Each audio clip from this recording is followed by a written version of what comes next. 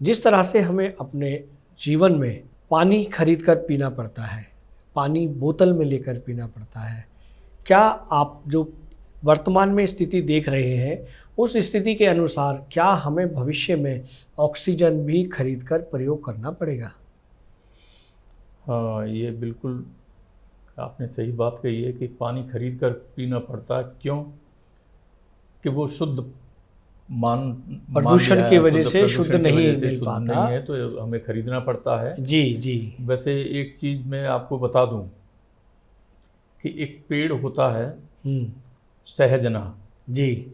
उसको मोरिंगा बोलते हैं। हम्म और अफ्रीकन कंट्रीज में जो नदियां हैं हम्म और जिनमें पानी बह रहा है, वो लोग क्या करते हैं कि उसके सहजने के बीज का पाउडर हम्म पीस के रख लेते हैं। हम्म और 20 लीटर पानी लिया किसी बर्तन में हम्म और उसमें 2 चम्मच वो पाउडर डाला अनडिस्टर्ब्ड, हम्म और then they kept for 3-4 hours, जो है 3-4 घंटे के लिए उसे रख दिया अनडिस्टर्ब्ड जो है, तो उसमें जो कंटामिनेटेड वाटर है वो नीचे बैठ जाएगा और ऊपर जो है शुद्ध रहा आएगा। वाह। तो वो तो सदियों से उसी चीज़ को, मतलब उसी तरह के पानी को पी रहे हैं और वो जिंदा हैं जो है, और वो आरओ से कम नहीं होता जी किसी जी। भी हालत। तो इस तरह के अल्टरनेटिव जो मतलब हो सकते हैं।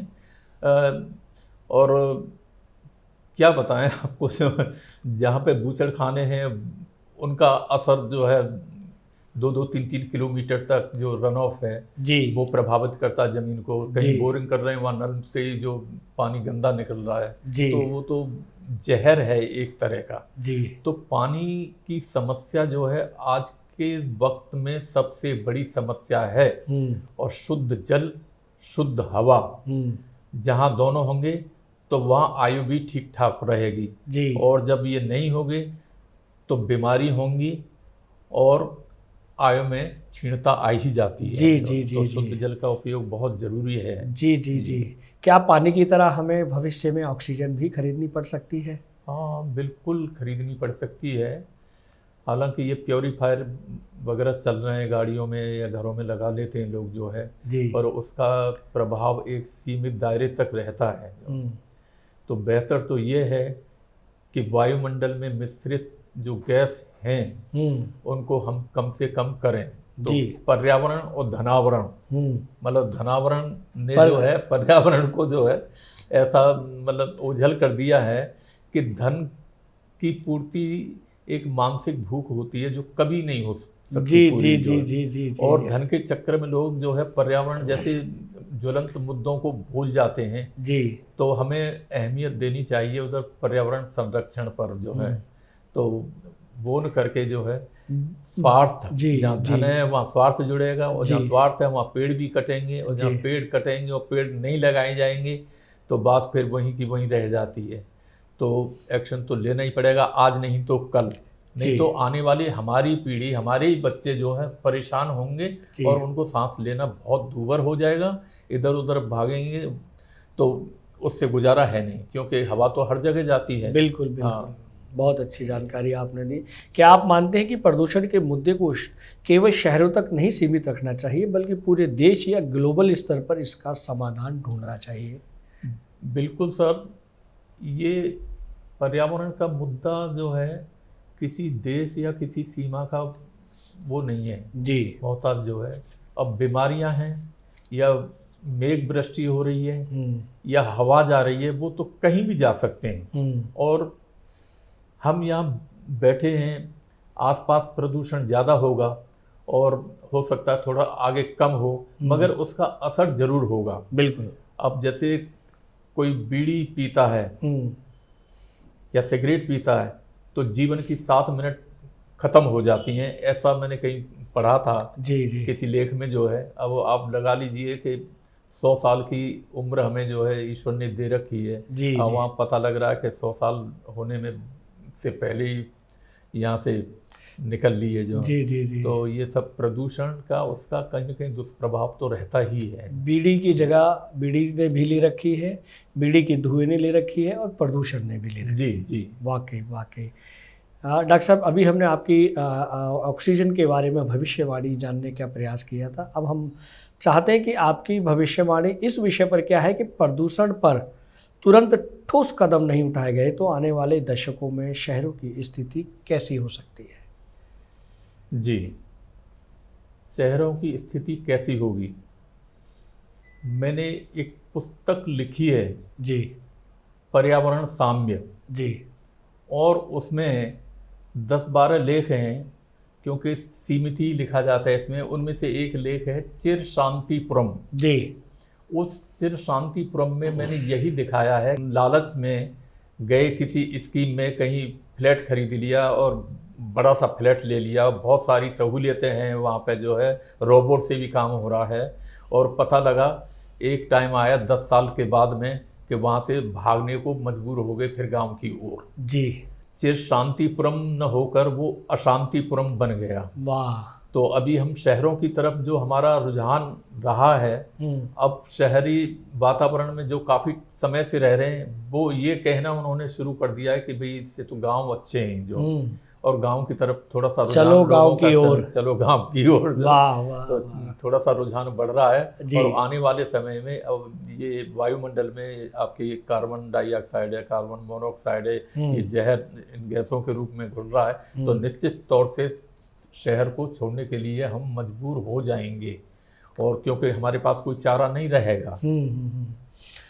क्या आप ये भी मानते हैं कि जो दिल्ली एनसीआर या शहरों के बीच में जो कंक्रीट के जंगल यानी बड़ी ऊंची ऊंची इमारतें जो तैयार हो रही हैं, क्या ये भी प्रदूषण की कारक हैं? क्या इनमें रहने वाले लोग स्वस्थ रह सकते हैं? क्या इनको पर्याप्त शुद्ध वातावरण मिल पाता है? देखिए, ये जो ऊंची ऊंची बिल्डिंगें हैं, जब भवन निर्माण होता है जी, सबसे पहले तो उसमें सीमेंट और जो भी चीज़ें प्रयोग में लाई जाती हैं तो उससे ही मतलब प्रदूषण फैलता है जी, धूल होती है, अस्थमा जैसी समस्याएं खड़ी होती हैं जो जी जी जी, और बिल्डिंगों का जो धुआं है उधर वाहनों का हो गया, और इनमें क्या है कि गांव और शहर, देखिए यूनिफॉर्म डिस्ट्रीब्यूशन ऑफ टेम्परेचर वो गांवों में मिलेगा, शहरों में नहीं मिलेगा जी।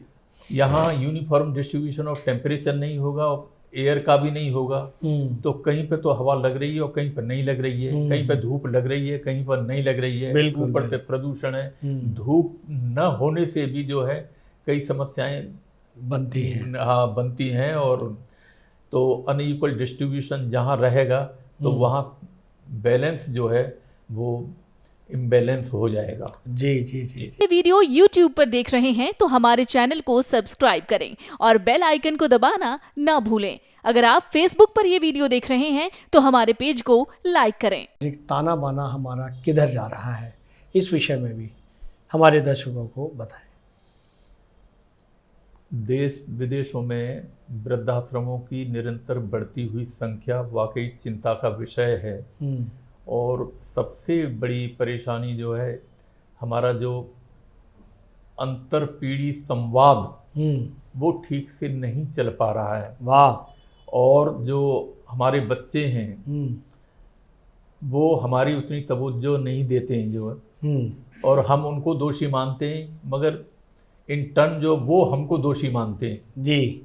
तो मैं यहाँ एक छोटा सा उदाहरण देना चाहूँगा कि जैसे हमारी दादी माँ थी जी, और वो लहंगा पहनती थी, अब उनके सामने हमारी माताजी आई जी, तो माताजी ने साड़ी पहनना शुरू कर दिया जी, तो वो कहने लगी कि क्या जमाना आ गया, साड़ी पहनने लगी हैं जो जी जी। अब उनके सामने सलवार कुर्ती वाली आ गई जी, तीसरी पीढ़ी सलवार तीसरी पीढ़ी आ गई, तो वो कहने लगी कि भाई हमारे सामने हमने तो कभी देखा नहीं, ये हमारे सामने आ गया है जी। ऐसे फिर जीन्स आ गई, अब जीन्स में भी जो साबुत नहीं रही है वो फटी जीन्स आ गई घुटनों पर। तो अब ऐसे में तो मैं चाहूँगा कि जो वृद्ध हैं, जो पुरानी जनरेशन के लोग हैं, उनको अपने बच्चों का साथ देना चाहिए। मैं ये नहीं कह रहा कि बच्चे गलत हैं, मैं गलत नहीं बता रहा जो है जी, उस टाइम पे वो साथ देना चाहिए।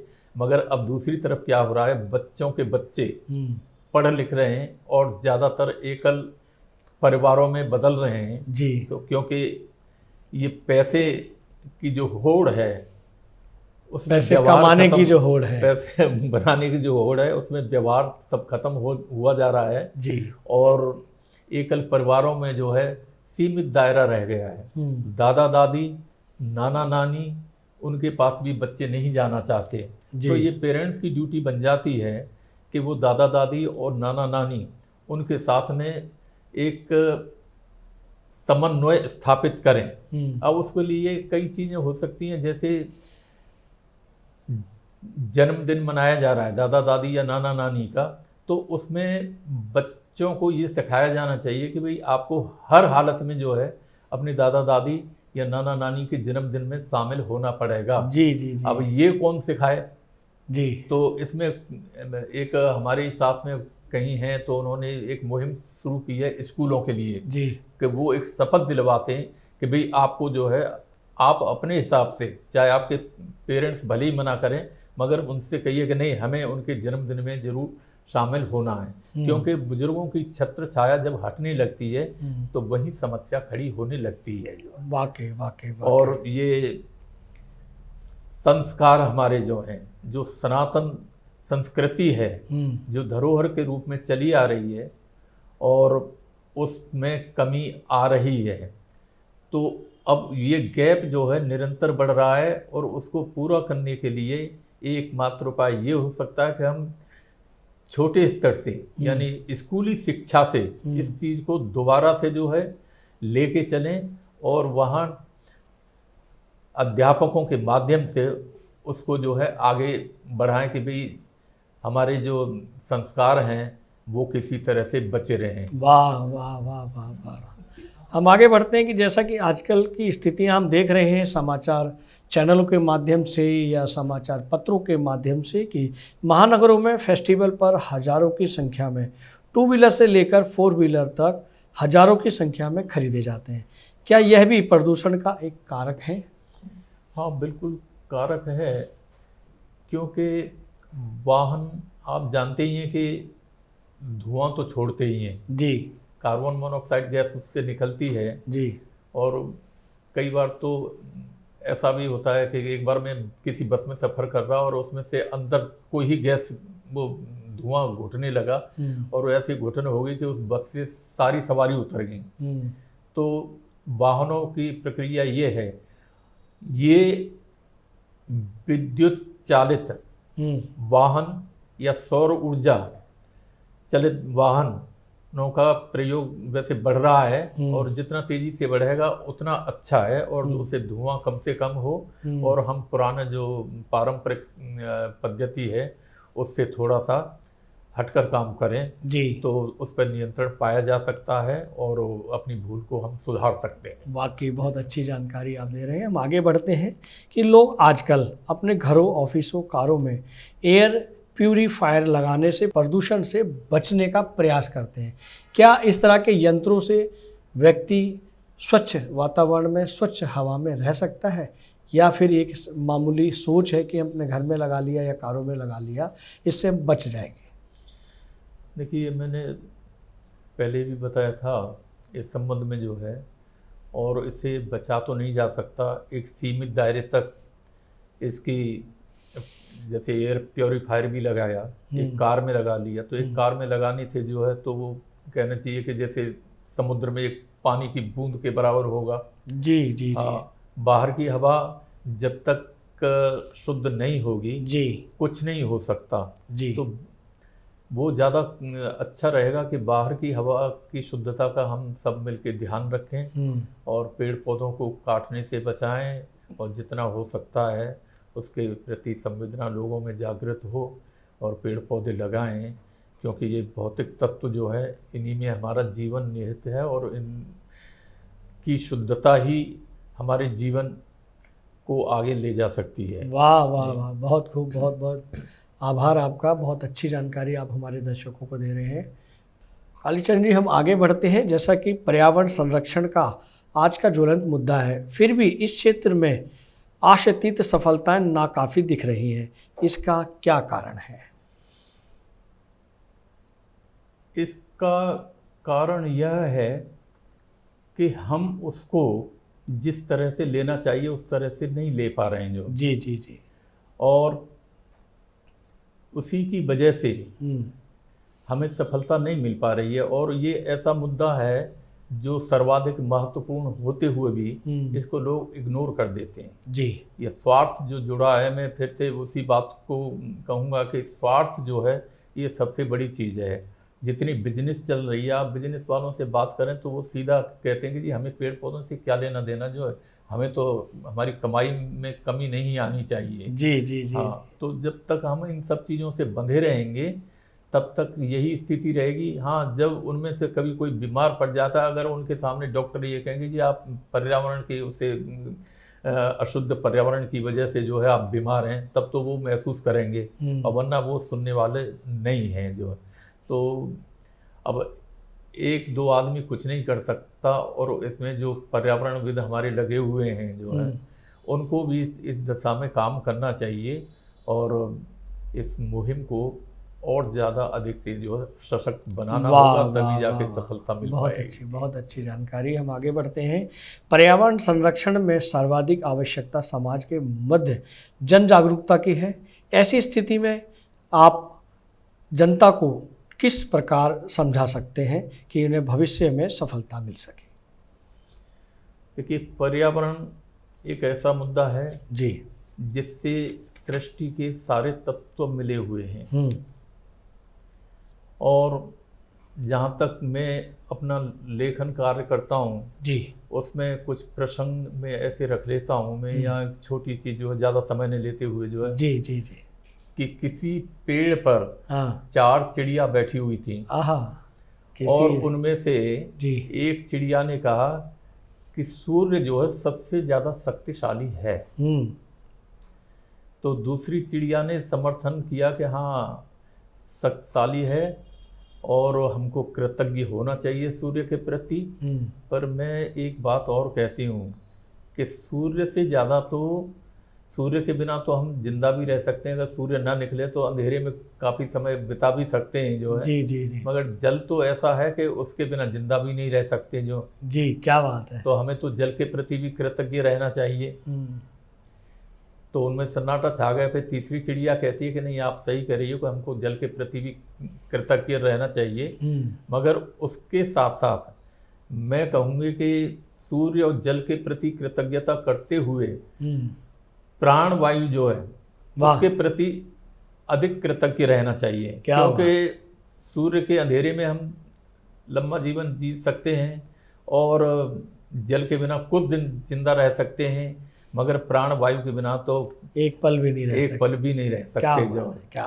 तो जब वो उड़ने लगी तो चौथी चिड़िया बैठी, वो करी अरे तुम कहाँ उड़ के जा रही हो, तुम जिस पेड़ पे बैठी हो उसके बारे में तो कुछ कहा नहीं। क्या बात है। हमें तो इसके प्रति भी कृतज्ञ होना चाहिए, क्योंकि सभी भौतिक तत्वों से इसका सामंजस्य स्थापित है और इससे सारे तत्व जो है बातचीत करते हैं। जी, बरसात भी करती है, हवा भी करती है, अग्नि भी करती है, सभी करते हैं। तो हमें तो इसके प्रति भी कृतज्ञ होना चाहिए। जी जी। तो इस तरह के प्रसंग जो है लेखन में अगर डाल दिए जाएं तो जो कि आसानी से समझ में आ सकें और वैज्ञानिक तौर पर सत्य हों, तो लोग मानेंगे, ऐसी बात नहीं। बच्चे भी बड़ा उत्सुकता से सुनेंगे ऐसी चीज़ों को जो है।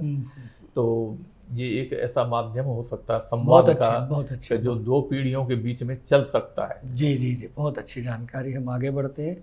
सृष्टि नियंता और प्रकृति ही सर्वोपरि है, फिर भी क्या प्रकृति में तर्कसंगत संविधान की कोई व्यवस्था है या नहीं?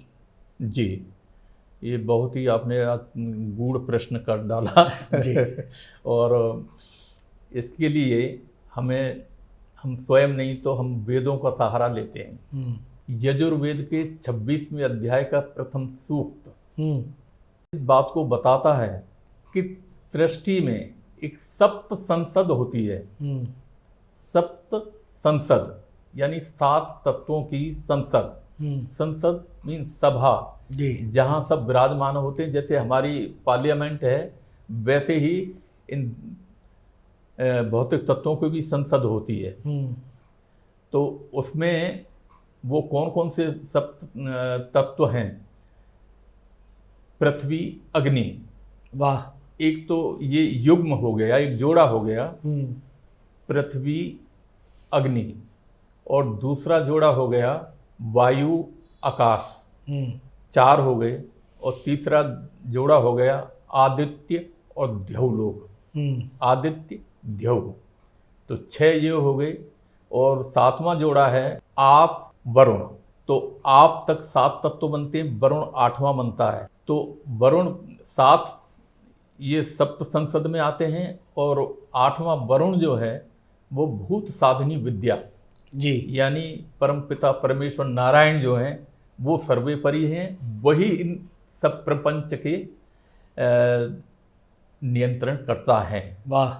तो हम पृथ्वी पर कोई काम करते हैं, अग्नि में कोई चीज हवन करते हैं, वायु उसको ले जाती है, आकाश में फैलाती है, और वो आकाश से वायु के माध्यम से जो है आदित्य लोक तक पहुंचती है, सूर्य तक पहुंचती है, और सूर्य उसे ध्यवलोक में ले जाता है, और ध्यवलोक से जो है वो फिर सर्वत्र व्याप्त हो जाती है। तो सृष्टि का ये नियम है कि वो उस तरह से जो है काम करती है कि हम ये जो काम करते हैं यहाँ पे ये सब वहाँ रिफ्लेक्ट होता है। अच्छा। और इस संबंध में अगर आप चाहें तो मैं एक सूक्त को सुना भी सकता हूँ। जी, स्वागत, मुझे स्वागत, याद नहीं, मगर जी कोई बात नहीं, आप हमें हमारे दर्शकों बहुत बहुत धन्यवाद आपका, हमारे दर्शकों को आनंदित करें। सप्त संसद जी। अग्निश्च पृथ्वी च सन्नते ते मे सम नमताद, वायुश्चांतरिक्ष च सन्नते ते मे सम नमताद, आदित्य धौश्च सन्नते हो मे सम नमताद, आपश्च वरुणाश्च सन्नते ते मे सम नमताद, सप्त संसदो अष्टमी भूत साधनी एकामाम अध्वनिस्करु संज्ञान मस्तु में सुना। वाह, बहुत तो अच्छे, बहुत इसमें ये सब संसद के सातों वो आ जाते हैं। जी जी जी जी। और इस तरह से वो हमारी कोई भी कार्य है तो वो सर्वव्याप्त हो जाता है। बहुत अच्छी, बहुत अच्छी तो इसी संदर्भ में मैं ज़्यादातर मैं किताबों में जो भी लिखता हूँ तो यज्ञ पर ज़्यादा महत्व देता हूँ, क्योंकि यज्ञ जो है एक सूक्ष्म विज्ञान है और पर्यावरण प्रदूषण से निपटने का शुद्धिकरण यज्ञ ही अंतिम समाधान है। जी जी जी। हाँ आदरणीय, हम आगे बढ़ते हैं प्रश्न की ओर। आज के समाज में समसामयिक व्यवहारिक समस्याएं तेजी से बढ़ रही हैं, पुरानी सनातन संस्कृति को विस्मृत किया जा रहा है। ऐसे में दो पीढ़ियों के मध्य किस प्रकार संतुलन स्थापित किया जा सकता है?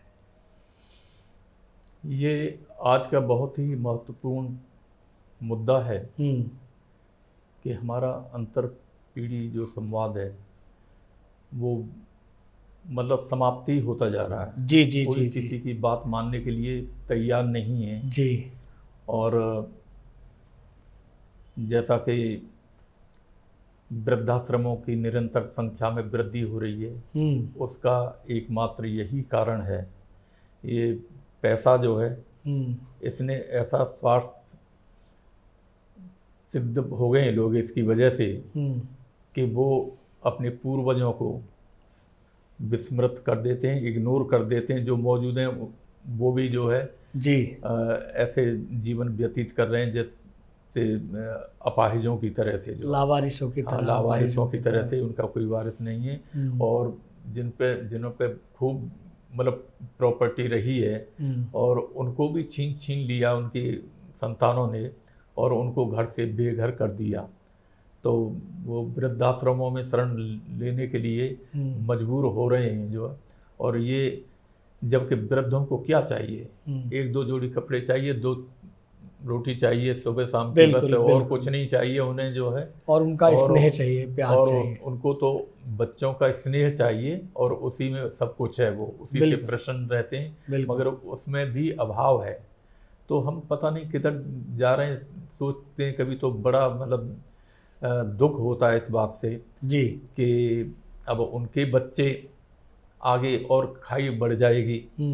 तो ये अंतरपीढ़ी संवाद जो है ये बड़ा ज़रूरी है। तो हमें वही है कि एक तो स्कूली शिक्षा में जहाँ 5वीं क्लास तक के हैं, क्योंकि वो स्टेज ऐसी होती है कि जहाँ उनके दिमाग में ये बात बढ़ दी जाएगी और ये अच्छी बात है, तो भर देना कोई बुरी बात नहीं है। जी, तो जी। स्कूलों के माध्यम से ये हमें शुरू करना चाहिए। बेसिक शिक्षा में से जोड़ा जाना चाहिए। बेसिक शिक्षा में बिल्कुल एक अध्याय के तौर पे जो है नैतिक शिक्षा का जो है, जी। और उसमें इन सब चीज़ों को रखना चाहिए, और नहीं तो कोई किसी का नहीं होगा जो है। वाह, ऐसी स्थिति पैदा हो जानी है आने वाले समय में। जी। कालीचरण जी, चलते चलते एक अंतिम प्रश्न आपसे कि जो लोग जी। प्रदूषण को बढ़ावा देने वाले कारक हैं, या वो व्यक्ति जो अपने बुजुर्गों का सम्मान नहीं करते, सिर्फ पैसा कमाने की होड़ में लगे हुए हैं, सिर्फ पैसा कमाने की होड़ में लगे हुए हैं, और सभी जानते हैं कि जो अंतिम यात्रा होती है जिसे कफन कहते हैं, और उस कफन में जेब नहीं होती कि संपत्ति को लेके, चल अचल संपत्ति को लेकर जाया जा सके। बिल्कुल। ऐसे मनुष्यों को, ऐसी प्रवृत्ति के लोगों को क्या कहना चाहेंगे?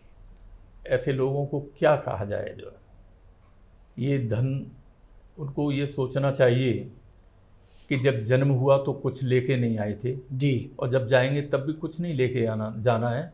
जो कुछ है, जो कुछ पार्जित किया है, वो सब यहीं से होता है जी। अब वो सौभाग्यशाली हैं जिनको विरासत में मिल गया है जी, तो वो विरासत को जो है अपनी खुद की विरासत जहाँ बना लेते हैं वहीं ये दुख का कारण बन जाता है जो। वाह वाह वाह। तो ये धन जो है जब किसी के साथ नहीं रहा तो उनके साथ भी नहीं रहना है। बिल्कुल। तो कम से कम व्यवहार तो अपने उन पूर्वजों के प्रति, अपने वृद्धों के प्रति, वरिष्ठों के प्रति ऐसा होना चाहिए कि वो एक श्रद्धा पात्र के रूप में देखे जाएं। जी जी जी जी। उनको क्या चाहिए, उन्हें तो सिर्फ स्नेह चाहिए बच्चों का, बिल्कुल, और बिल्कुल। कुछ नहीं चाहिए जो है।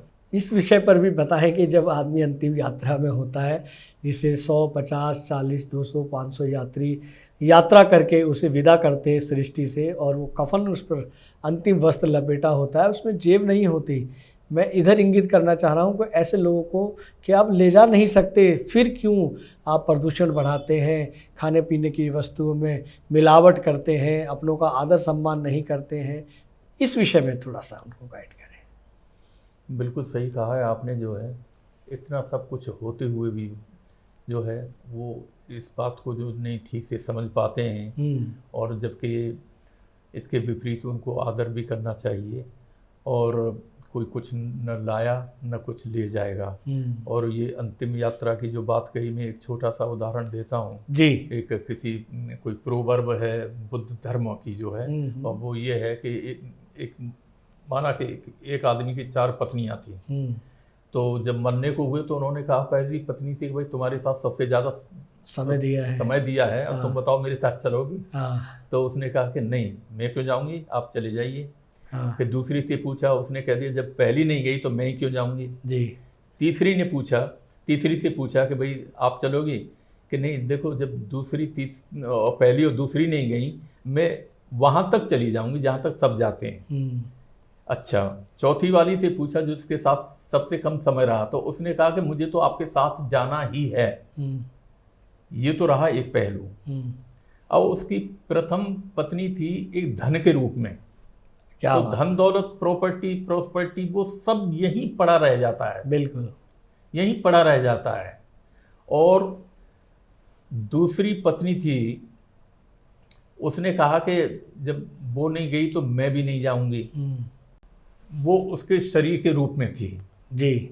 शरीर भी नहीं जाता, वो भी सब यहीं रह जाता है, धन प्रॉपर्टी यहीं रह जाती है, आत्मा जाती है केवल।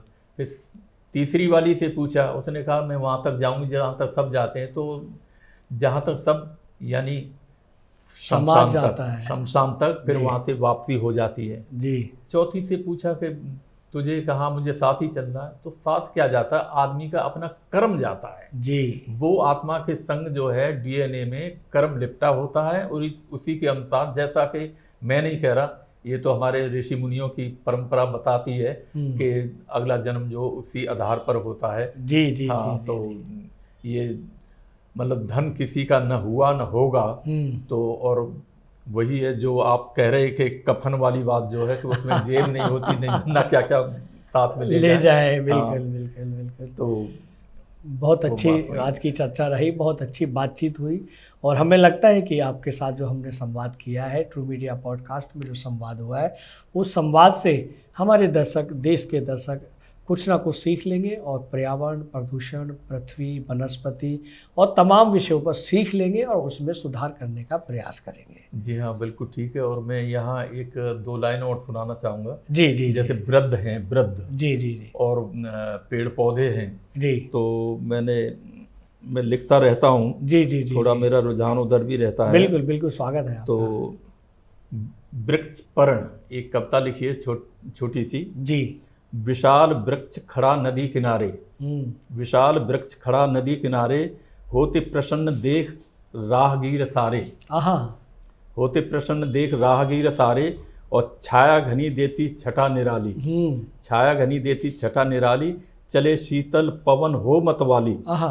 हरे पत्तों में पीत हुए शोभायमान, यानी पत्ते भी बुजुर्ग हो गए जो जी उनमें, जी जी जी हरे पत्तों में पीत हुए शोभायमान, उन सबके बीच मिला खूब सम्मान, नवांकुरित पल्लवित और पीत रंग, मिलजुल सब रहते सब एक संग। वाह। एक दिन पीले पत्ते के मन में आई, सोच विचार कर पत्तों की सभा बुलाई। आहा। एक दिन पीत पत्ते के मन में आई, सोच विचार कर पत्तों की सभा बुलाई। वाह। मुस्कुराते हुए नवांकुर आगे आए सारे, और नवयुवक सम हरित भी पधारे। क्या बात है। मुंह लटकाए पीत पर्ण गए पसर, जैसे जीवन में ना बची कोई कसर। पीत पत्ते ने बोली मधुर वाणी, मेरे प्यारे बच्चे हो सब ज्ञानी। वाह वाह वाह। हम सनातन परंपरा को अपनाते हैं और सहकर कष्ट शांति दिखलाते हैं, तो तेज धूप और पवन वेग सहते हैं और प्रकृति संतुलन में साथ रहते हैं, और कष्ट सहकर भी हम मुस्कुराते हैं, आते जीवन यहाँ खुशियाँ मनाते हैं। पीत वर्ण हुआ हमारा, अब हमें जाना है और फिर लौटकर कभी नहीं आना है। वाह। चली परंपरा जो जारी रहे तभी, साहस नहीं छोड़ना कभी। वाह। तो ये पेड़ और पेड़ और पत्तों के बीच का संवाद है आपने, संदर्भ जो वृद्धों के साथ में जो है वो रिलेट किया है, जो बहुत अच्छी। तो हमें उस परंपरा को जो है अपनाए रखना चाहिए, जो कुछ चली आ रही है, और उस विरासत को जहाँ तक हो सके सहेज के रखना चाहिए। कालीचरण जी, आपने ट्रू मीडिया के पॉडकास्ट के लिए अपना बेशकीमती समय दिया, उसके लिए बहुत बहुत धन्यवाद, आभार। ये वीडियो YouTube पर देख रहे हैं तो हमारे चैनल को सब्सक्राइब करें और बेल आइकन को दबाना ना भूलें। अगर आप Facebook पर ये वीडियो देख रहे हैं तो हमारे पेज को लाइक करें।